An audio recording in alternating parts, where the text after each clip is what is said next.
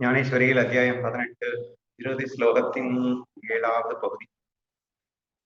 இந்த பகுதியில ஞானதேவனுடைய குரு பரம்பிரமையின் விவரமும் இந்த கிரந்தம் எப்படி உற்பத்தியானது அப்படிங்கிற விஷயத்தை பற்றி சொல்லியிருக்காரு.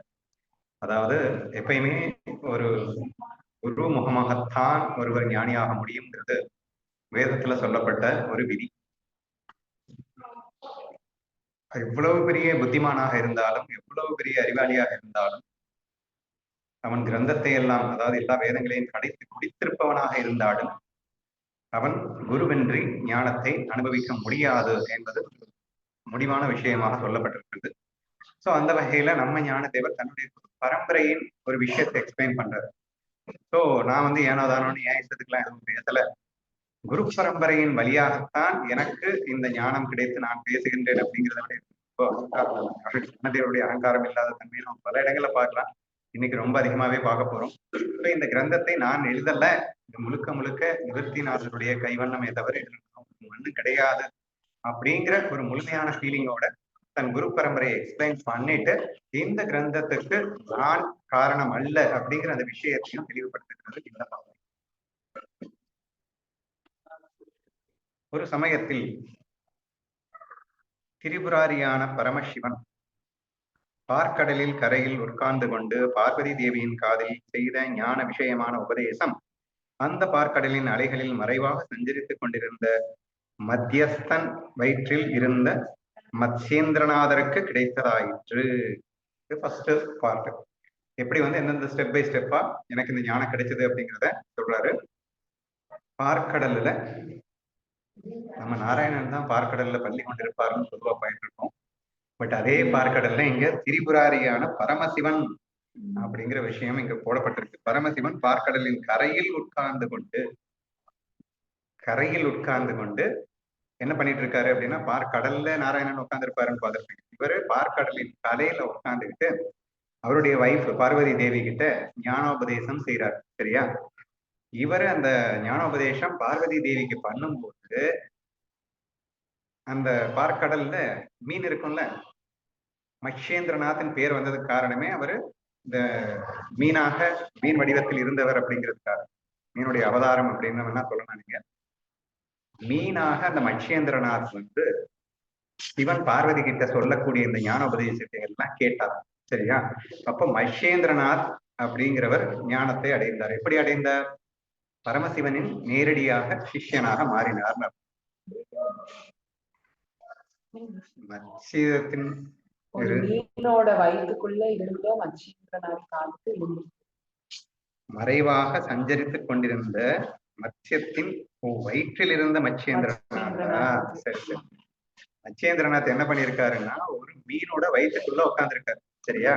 மீனோட வயிற்றுக்குள்ள உட்கார்ந்து அந்த உரையாடலை, அதாவது பரமசிவன் பார்வதி தேவி உரையாடலை அவர் கேட்டு அவர் ஞானியாக மலரினார் அப்படிங்கிறது ஃபர்ஸ்ட் ஸ்டெப்ல நடக்கும். சரியா? இப்ப முதல்ல பரமசிவன் கிட்ட இருந்து அந்த ஞானம் மத்சேந்திரநாத்துக்கு வருகிறது அப்படிங்கிறது ஃபர்ஸ்ட் ஸ்டெப். அந்த மத்சேந்திரநாதருடைய பார்வைப்பட்ட மாத்திரத்தில் சப்த ஸ்ருங்கம் என்னும் மலை மேல் 4 பாகமாக கிழிக்கப்பட்டிருந்த சரீரத்தோடு கிடந்த சௌரங்கிநாதருடைய அவயவங்கள் ஒன்று சேர்ந்து அவர் உயிர் பெற்றார். இந்த பர்டிகுலர் விஷயம் எதுக்காக கொடுக்கப்பட்டிருக்கிறது அப்படிங்கிறது எனக்கு தெரியல. ஆக்சுவலா சௌரங்கிநாதர் அப்படிங்கிறது ஒரு பெண் நாத் அப்படின்னு நம்ம கூகுள்ல சர்ச் பண்ணா வருது. ஸோ அந்த சௌரங்கிநாத் அப்படிங்கிறவங்க சரணாகதி பாவத்துல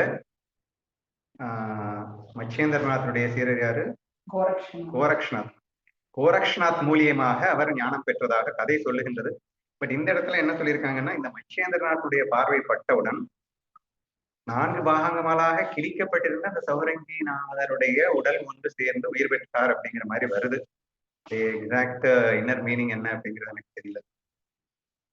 பட் அதுக்கு அடுத்த ஸ்டெப் தெளிவா இருக்கு, ஒன்றும் பிரச்சனை இல்லை. அதற்கு பின்பு அந்த மத்சேந்திரநாத் தான் நிர்விக்னமாய் பரபிரம்ம சுரூபத்தில் சமாதி அடைந்து அந்த சுரூபத்தில் நிலை பெற்று போக வேண்டும் என்று கருதி தன் யோக சித்தி முழுவதையும் கோரக்ஷநாதருக்கு கொடுத்துவிட்டு யோக நிலைகள் என்ற தாமரை பூக்கள் பூத்திருக்கும் தடாகம் என்றும் விஷயவாசனையை, சிற்றின்ப ஆசையை முற்றிலும் நாசம் செய்து வைத்த வீரன் என்றும் சொல்லத்தக்க அந்த கோரக்கநாதரை தன்னுடைய யோக சாம்ராஜ்யத்தில் சர்வேஸ்வரனாய் விளங்கும்படி அபிஷேகம் செய்து வைத்தார். பரமசிவன் மச்சேந்திரநாத் கொடுத்தாரு. மச்சேந்திரநாத் இப்போ நிர்விகல்ப சமாதி எடுத்துக்கொள்ளணும் அப்படின்னு முடிவெடுக்கும் போது, அதாவது இந்த மாயையை விட்டு முழுவதுமாக விலக வேண்டும் அப்படின்னு அவர் நினைக்கும் போது, அவ்வியக்த பரபிரமமாக மாறிவிட வேண்டும் என்று அவர் நினைக்கும் போது, தான் கற்றுக்கொண்டது குரு பரம்பரை அப்படிங்கிறது படிப்படியாக போக வேண்டும் என்பதற்காக தான் கற்றுக்கொண்ட அந்த ஞான விஷயங்களை எல்லாம் கோரக்ஷநாத்திற்கு முழுமையாக கிடைத்தார். கோரக்ஷநாத் கொடுக்கும் போதே அவருடைய ஆசையற்ற தன்மை பிளஸ் எல்லா விஷயத்தையும் சேர்ந்தே சொல்லி யோக நிலைகள் என்ற தாமரை பூக்கள் பூத்திருக்கும் தாடகம் அப்படின்னா, யோக நிலைகள்னா அஷ்டாங்க யோகத்துல சொல்லக்கூடிய 8 நிலைகள் வச்சுக்கோங்க. இவை எல்லாமே முழுமை பெற்றவர் அப்படின்னு அர்த்தம். சரியா? அது ஒரு குவாலிபிகேஷன். ஆசை சுத்தமாக இல்லாதவர் அடுத்த குவாலிபிகேஷன். அதனால கண்டிப்பா மச்சேந்திரநாத் அவரை செலக்ட் பண்ணி முழுமையான ஞானத்தை கொடுக்கின்றார். கொடுத்து யோக ராஜ்யத்தில் சர்வேஸ்வரனாக விளங்கும்படி அபிஷேகம் செய்து வைத்தார். அந்த கோரக்ஷநாதர் முதலில் பரமசிவந்திலிருந்து வெளிப்பட்டதான அந்த அத்வையானந்த அனுபவத்தை, ஏன்னா அந்த ஒட்டுமொத்த கிரந்தமே அத்வைத அனுபவம் தான், அந்த அனுபவத்தை முழுவதையும் கைனீநாதருக்கு உபதேசித்து கொடுத்தார். சரியா? இப்போ நம்ம கோரக்ஷநாத் யாருக்கு கொடுத்திருக்காங்க? கைனீநாதர் அப்படிங்கிறவருக்கு கொடுத்து விட்டார். அந்த கைனீநாதர் உலகில் உள்ள ஜீவராசிகள் கலிகாலத்தில் தோஷத்தால் ஆக்கிரமிக்கப்பட்டவர்களாய் இருப்பதை பார்த்து ஸ்ரீ நிவர்த்திநாதருக்கு பின்வருமாறு ஆஞ்ஞை செய்தார். இதுக்கப்புறம் தான் ஞானதேவருடைய இந்த அகங்காரமற்ற தன்மை வேற லெவல்ல இருக்க போகுது. இப்ப கைனீநாதர் யாருக்கு கொடுக்குறாருன்னா நிவர்த்திநாதரை கூப்பிடுறாராம். கூப்பிட்டு இந்த கலிகாலத்துல பயங்கரமா கஷ்டப்பட்டுட்டு இருக்காங்கப்பா, இவங்களுக்கு எல்லாருக்கும் நீதான்ப்பா நல்லது பண்ணணும் என்று அவரை பார்த்து ஒரு உத்தரவு போட்டாராம். சரியா? ஆதி குருவாகிய சங்கர பகவானிடத்திலிருந்து குரு சிஷ்ய பரம்பரையாக எனக்கு கிடைத்திருக்கும் இந்த ஞானத்தின் பெருக்கை நீ வாங்கிக் கொண்டு கலிதோஷத்தால் விழுங்கப்பட்டு போனவர்களான இந்த ஜீவர்களுக்கெல்லாம் உதவி செய்ய நீ விரைந்து ஓடி அவர்களை சர்வவிதமாகவும் காப்பாற்றி வைக்க வேண்டும் என்று நிவர்த்திநாதருக்கு யார் ஆர்டர் பண்றாங்க? கைனீநாதர் ஆர்டர் பண்றாரு. சரியா? ரொம்ப கஷ்டப்பட்டு இருக்க இந்த ஜனங்களுக்கு நீ தாண்டா காப்பாற்றணும் என்று கைனீநாதர் நிவர்த்திநாதருக்கு ஆர்டர் போட, அந்த நிவர்த்திநாதர் வைபவமாகவே கிருபையால் நிறைந்தவர். இப்ப நிவர்த்திநாதனுடைய புகழ், அவர் சும்மாவே கிருபையால் நிறைந்தவர். அதுக்கு மேல அந்த குருவுடைய ஆங்கியும் கிடைச்சதுக்கு அப்புறம் சொல்லவா வேணும்? அதனுடைய வெளிப்பாடு இந்த கிரந்தம் சொல்றது. எழுதுனது யாரா? நிவர்த்திநாதர் தான் இந்த புக் எழுதினாரு அப்படிங்கிற விஷயத்தான் சொல்றாரு. படிக்கிறேன், கேளுங்க. அவருக்கு இப்படிப்பட்ட ஒரு குரு ஆங்கியை ஏற்பட்டதால் அவர் வருஷா காலத்தில் சகாயம் அடைந்த மேகம் போல் முழங்கிக் கொண்டு உலகில் சம்சார துக்கத்தால் பீடிக்கப்பட்டிருக்கும் ஜனங்களின் மேல் மிக்க கிருபை படைத்தவராய் கீதார்த்தத்தை ஒரு கிரந்தமாக செய்து வைப்பேன் என்று சொல்லிக் கொண்டு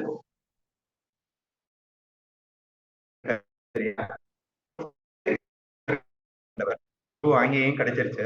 அப்ப ஏற்கனவே மேகம் மழை பொழியறதுக்கு தயாரா இருக்கு.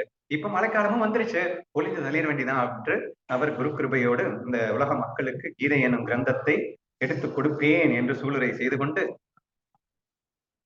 பிரம்ம ஞானத்தையே ஒரு பொழிந்து வைத்தார். அதுதான் இந்த கிரந்தம். அப்படி அவர் வாசிக்கும் போது நான் சாதக பட்சியா இருந்து என்னுடைய தாகத்தையும் தீர்த்து கொண்டேன். அப்படி செய்ததால் எனக்கு இவ்வளவு பெருமை ஏற்பட்டது. இப்ப கிரந்தத்தை எழுதினது தன் குருநாதன் நிவர்த்திநாதன். அவர் எழுதிட்டு இருக்கும் போது, அதாவது சந்திரன் ஒளி கொடுத்துட்டு இருக்கும் போது சாதக பட்சி அங்க போயிட்டு இந்த ஒளியை குடிச்சுக்கிறது இல்லையா, அந்த மாதிரி அவர் சொன்னதை நானும் அவ்வளவுதான்.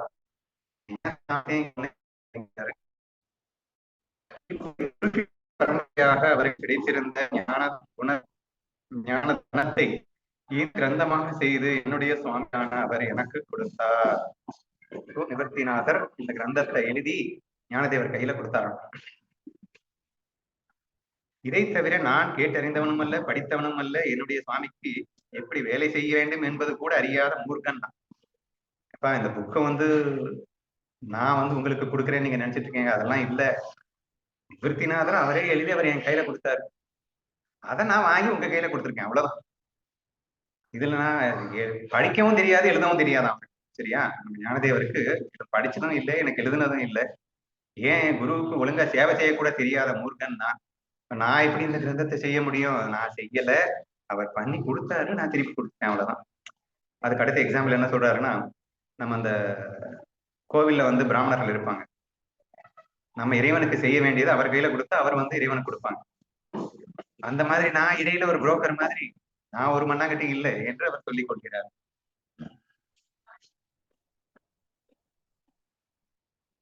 மூர்க்கன் நான். அப்படிப்பட்ட எனக்கு இந்த கிரந்தத்தை செய்து வைக்கும் திறமை ஏது?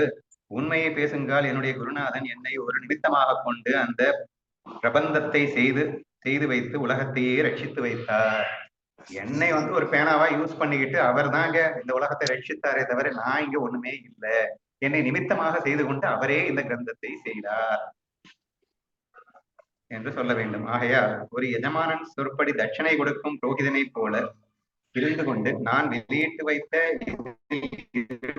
ஏற்றக்குறைவுகளை தாய் போன்று நீங்கள் பொறுத்து கொள்ள வேண்டும். அதனால அவர் ஆங்கியப்படி நான் ஆடினேன், அவ்வளவுதான். அதனால நான் ஏதாவது தப்பு தவறமா எழுதியிருந்தா என்ன மன்னிச்சிடுங்க. ஏன்னா நானா எழுதல இல்லை, அதனால என்ன மன்னிச்சிடலாம் இல்லை என்று அந்த தவறு இருந்தால் மன்னிக்க வேண்டும் என்று கேட்டுக்கொள்கிறார். சப்தங்களின் ரசனையை எப்படி செய்து வைக்க வேண்டும் என்றும், விஷயங்களை ஒன்றின் மேல் ஒன்றாக எப்படி அடுக்கி வைக்க வேண்டும் என்றும், அலங்காரம் என்றால் என்னவென்றும் நான் அறியேன். ஆக்சுவலா பாத்தீங்கன்னா ஞானேஸ்வருடைய ஸ்பெஷாலிட்டி இந்த 3 தான். அந்த 3 இவருக்கு தெரியாது அப்படின்னு சொல்லிட்டு இந்த கிரந்தம் ஃபுல்லா அதுதான் இருக்கு. எப்படி ஒரு சப்தத்தை வெளிப்படுத்தணும், எப்படி அடுக்கணும், எப்படி அதை அலங்காரமா சொல்லணும். ஏன்னா முழுக்க கவிதைங்க. நம்ம படிக்கிற நம்ம அன்பார்ச்சுனேட்லி நமக்கு வந்து அந்த பாக்கியம் கிடைக்கல. நம்ம வந்து வசனமா படிச்சுட்டு இருக்கோம். பட் ஞானேஸ்வரிங்கிறது வசனம் கிடையாது, அது முழுக்க முழுக்க கவிதை. சரியா? கவிதை நடையோடு முழுக்க முழுக்க அலங்காரமாக செய்யப்பட்டதுதான் இந்த ஞானேஸ்வரி. எல்லாத்தையும் எழுதிட்டு எனக்கு தெரியாதுங்கிறார். சப்தங்களின் ரசனையை எப்படி செய்து வைக்க வேண்டும், ஞானதேவரை தவிர வேற யாருக்கும் தெரியாதுன்னு நம்ம நினைச்சிட்டு இருக்கோம். விஷயங்களை ஒன்றின் மேல் ஒன்றாக எப்படி அடிக்க வைக்க வேண்டும், அலங்காரம் என்றால் என்னதென்றும் நான் அறியேன்.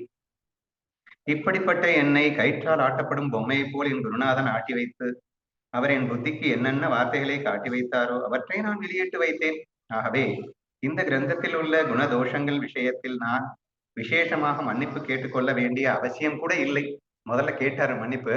இப்போ நான் 100% பொம்மை தானே, அவர் தானே ஆட்டினாரு, இப்ப இதுல ஏதாவது தப்பு இருந்தா மன்னிச்சுக்கோங்க, கேட்க கூட அவசியம் இல்லைங்க. அப்படி கேட்டா நான் எழுதுன மாதிரி எல்லாம் ஆயிடும். ஏன்னா நானே எழுதல, அப்புறம் பின்னதுக்கு நான் மன்னிப்பு கேட்கணும் அப்படின்னு எக்ஸ்ட்ரா கேட்டுக்கிறாரு. ஏனென்றால் என்னுடைய ஆச்சாரியரே இந்த கிரந்தத்தை இவ்வுருவத்துடனேயே எனக்கு செய்து கொடுத்திருக்கிறார் என்று முழுக்க முழுக்க இந்த கிரந்தம் நான் செய்யவில்லை, என் குருநாதர் செய்ததே அப்படிங்கறத ஸ்ட்ராங்கா சொல்லி முடிச்சிருக்காரு. அடுத்து கொஞ்சம் தான் இருக்கு, நாளைக்கு பார்க்கலாம்.